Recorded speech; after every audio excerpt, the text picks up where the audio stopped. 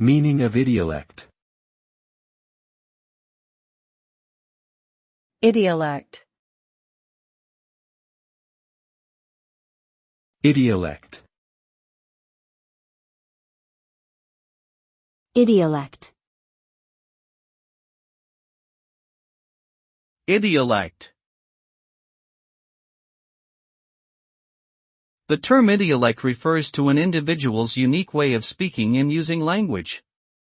It includes the grammar, vocabulary, pronunciation, and tone used by a particular person.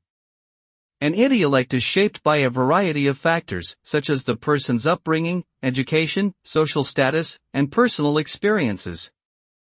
One's idiolect may also change over time due to various influences. Understanding idiolect is important in fields such as linguistics and communication studies, where it is used to analyze the ways in which people use language and how language reflects our identities as individuals.